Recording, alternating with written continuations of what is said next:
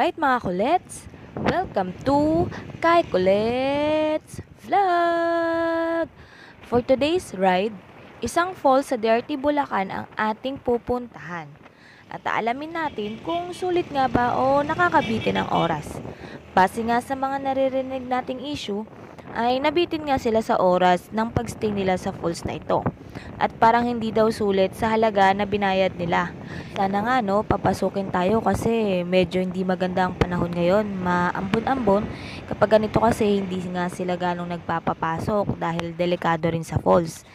Ayan, andito na tayo sa arko ng DRT Bulacan. Dito madalas nagpapapicture yung mga ibang riders na mga malalaya tumihinto para magpapicture. So tara mga kulets, let's go! Ayan, at nandito na tayo. Nahanap na rin natin siya. Kasi nga kanina naligaw kami, lumagpas-nagpas kami dahil ang palatandaan ko dito yung tarpaulin na nakalagay dito sa bandang unahan. Kaso tinangay nga daw siya ng bagyo kaya nawala yung tarpaulin na yon. So tara, pasukin natin at alamin natin kung magkano nga ang bayad sa tour guide. Yun ang palatandaan ko. Naligaw tuloy kami, lumagpas kami hanggang pag pinagbanderahan. Nakabing pa, nalayo. Paano ka? Talong pare po kayo? Opo. Ito po tayo, ma'am. Nagre-register tayo. 20 pa parking. Ate, magkano po? 340. 340 para sa tour guide, tsaka... Yung 300 para sa tour guide. Ayan. Yung 20 sa tourism at sa barangay. Ayun, ayan na, naintindihan nyo na. Kasi marami silang tanong-tanong. Sa loob, sa kanila po yun kasi private po yun. Saka yung parking. Private parking fee yun. Opo. Ayan po, magre-register. Magpasign po na isang pangalan. Ikaw na, Dad.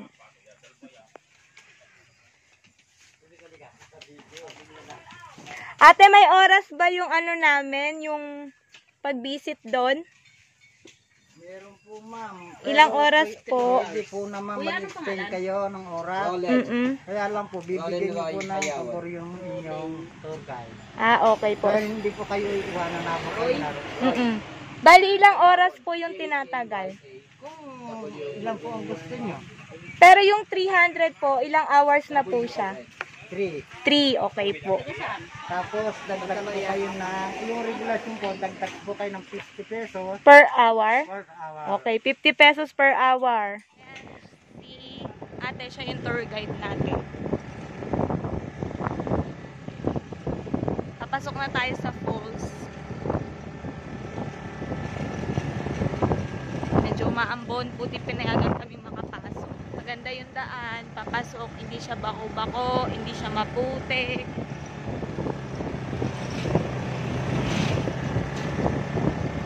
So, sa mga ayaw ng mga madudulas, ayan, pwede sa inyo to. So, pwede rin makapasok ng sasakyan.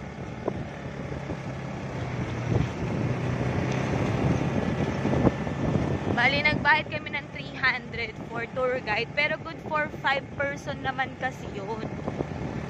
So, kung tutuusin, okay na siya kasi sa 300, kung 5 kayo maghahati-hati sa 300. Tapos, may binayaran kami na 40 pesos per person. Na mamaya makikita nyo naman yun sa picture. Ay, for parking ata ba yun? Ah, hindi, mamaya pa pala yung parking doon para sa private property nung pagpaparkingan natin. So, parang may nire-renovate dito na.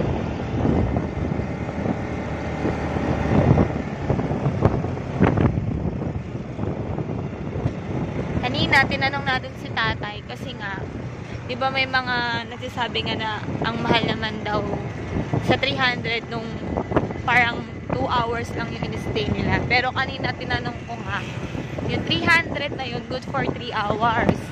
Kung gusto mong mag-extend, bali-add ka ng 50 pesos for 1 hour.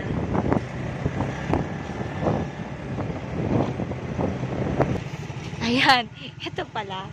Dadaan ka pala sa maputik. Ito lang naman, pero hindi naman parang... Oo, kasi nga pagbaha, siguro umaangat yan. Bubuhatin mo yung motor mo. Ayan, medyo umulan kasi kahapon, tsaka ngayon umaambon. Ayan na siya. Oh, ayan. Oh, di ba? Angas ng tour guide namin si ate, naka-tricycle. Ayan. Ayan, sorry, madulas. Ayan. Yun yung part na madulas na nakikita ko rin sa ibang vlog. Kasi bago talaga kami pumupunta sa isang lugar, nagche-check din ako para kahit papano ready kami. So siguro, dahil nga umulan kahapon, tsaka ngayon, umaambon, ayun, nagputik yun, pero kung maaraw naman, di naman siguro. Swerte pa din kasi nga, malasimento na to yun. Yeah! Yun. Kaya rin naman kasi medyo putik-putik dahil nga, ewan ko kung ano yung ginagawa dito.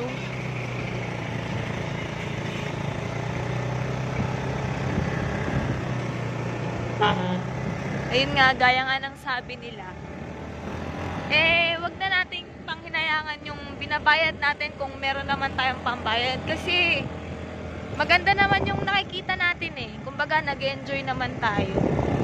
Yeah! Yung parking po, tama? Adi, wala akong dala. Ikaw na. Magbabayad siya na parking fee. Formation desk.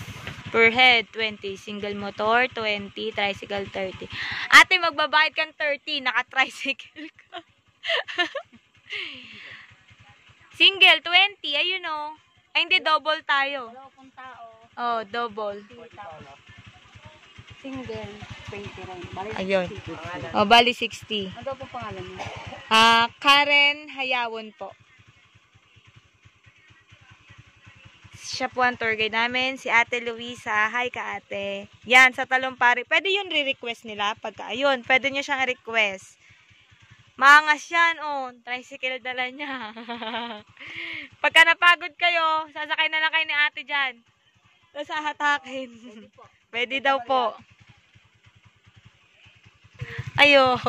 Naplatan kami. Swerte kasi si ate. Tricycle yung dala. Sasakay kami sa loob. Sige po. Ayan, hindi ko alam kung anong problema na ito. Naplat na naman siya. Adi, mukhang kailangan na niya magpalit ng interior, no? Anong gagawin? Ito na ang trekking. Wala ka rin. Ano yan ate sa mga nagtutour din? Dito na lang nila iniiwan? Opo. Pero yun doon kanina po, madam, yun yung parkingan talaga. Yun doon sa taas. Sa pinag-abayaran natin. Hindi po. Yun po may-ari ng park na yun. Babantay ng park. Okay. Pero pwede tayo dito mag-park kung sakaling no? Yung motor namin kanina. Opo. O kaya kahit doon pa po sa baba. Pwede pa. Kaya lang. Medyo lumambot na ang gulong niya. At si ate, mamaya, sa akin na lang din. Umagas pa ahon. Oo, ikaw na lang balang mag-isa mo. Siya mamaya. Bala ka na mag-isa mo. Meron kaming tricycle. Yeah! Ate.